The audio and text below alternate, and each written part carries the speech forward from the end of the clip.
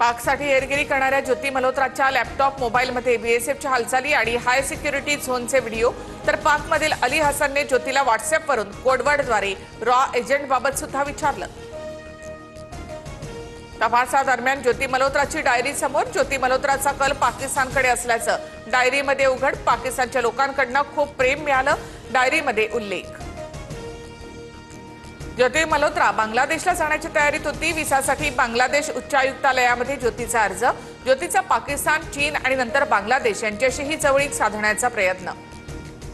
Operation सिंदूर नंतर चीनने social media प्लॅटफॉर्मवर खोटे नरेटिव्ह पसरवले। पाकची क्षेपणास्त्र अमेरिकेपेक्षा चांगली असल्याचा चीनचा दावा। हेरगिरी केल्याची हेर तारीफ याची कबुली। हरियाणाच्या नुहामधून हेर तारीफला अटक। सिरसा एअरबेसचा फोटो आणि व्हिडिओ देण्यास सांगितलं होतं, तारीफची कबुली। सिंधू पाणी करार रद्द ठेवण्याच्या निर्णयावर भारत ठाम। सिंधू करारासंदर्भात पुनर्विचार करण्याची पाकची मागणी भारताने फेटाळली। आदर्शांमध्ये ऑपरेशन सिंदूरचे धडे शिकवले जाणार। उत्तराखंड सरकारचा निर्णय, नवीन अभ्यासक्रमामध्ये ऑपरेशन सिंदूरचा धडा जोडला जाणार।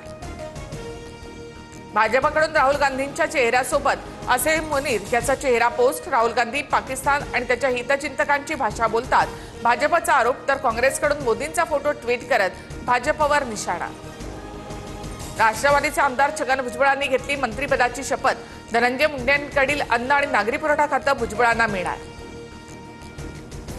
8 दिवसांपूर्वीच मंत्रिपदाबाबत ठरलं, ज्याचा शेवट चांगला ते सगळंच चांगलं।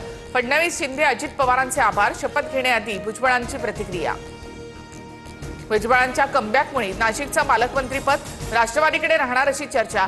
माहितीमध्ये सध्या नाशिक आणि रायगडच्या पालकमंत्री पदाचा तिढा। एका भ्रष्ट मंत्र्याच्या जागी दुसरा भ्रष्ट मंत्री येणार का? जनता अशीच भरडली जाणार का? अंजली दमानी यांचा सवाल। तर राष्ट्रवादी कोअर ग्रुपच्या निर्णयानंतर शपथविधी, तटकरेंचं उत्तर। अजित पवारांकडनं जातीयवादी लोक पोसायचं काम। भुजबळांच्या मंत्रिपदावरून मनोज जरांगे यांची टीका।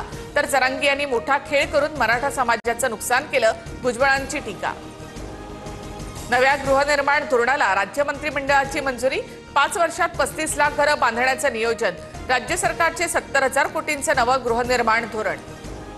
ऑपरेशन सिंदूरच्या खासदार शिष्टमंडळावरून शरद पवारांनी राऊतांना फटकारलं। स्थानिक राजकारण आणू नये अशी आमची भूमिका, शरद पवारांची प्रतिक्रिया। देशभरात 257 कोरोना रुग्णांची नोंद। कोरोना रुग्णसंख्येमध्ये महाराष्ट्र दुसऱ्या क्रमांकावर। मुंबईमध्ये 8 जणांना कोरोनाची लागण झाल्याचं समोर। सिंगापूरमध्ये आठवड्यामध्ये 30% कोरोना रुग्णांची वाढ। हाँगकाँगमध्ये 10 आठवड्यामध्ये कोरोना रुग्णांच्या संख्येत 30 पट वाढ। डोनाल्ड ट्रम्प आणि व्लादिमीर पुतीन यांच्यामध्ये रशिया-युक्रेन शांततेसंदर्भात चर्चा। रशिया-युक्रेन संदर्भात चर्चा। पुतीन यांचा दावा, युक्रेनसोबत शांतता प्रस्थापित करण्यासाठी रशिया तयार। कल्याण डोंबिवली परिसरामध्ये 10 प्रभागांमध्ये धोकादायक इमारतींचं सर्वेक्षण। 513 इमारती धोकादायक, 176 इमारती अति धोकादायक। बुलडाण्याच्या सावळा गावामध्ये दूषित पाणी पुरवठा। दूषित पाण्यामुळे ग्रामस्थांचं आरोग्य धोक्यात। स्वच्छ पाणी पुरवठा करण्याची ग्रामस्थांची मागणी। ज्येष्ठ खगोलशास्त्रज्ञ जयंत नारळीकर यांचं निधन। वयाच्या 86व्या वर्षी घेतला अखेरचा श्वास। राज्यामध्ये 23 जिल्ह्यांना अवकाळीचा फटका। 23,331 हेक्टरवरील पिकांचं नुकसान। विदर्भासह मराठवाडा, पश्चिम महाराष्ट्र, कोकणातही काही जिल्ह्यांमध्ये पावसानं झोडपलं। मुंबईसह संपूर्ण महाराष्ट्रात आज आणि उद्या जोरदार पावसाचा इशारा। नागरिकांनी काळजी घ्यावी, प्रशासनाकडून आवाहन।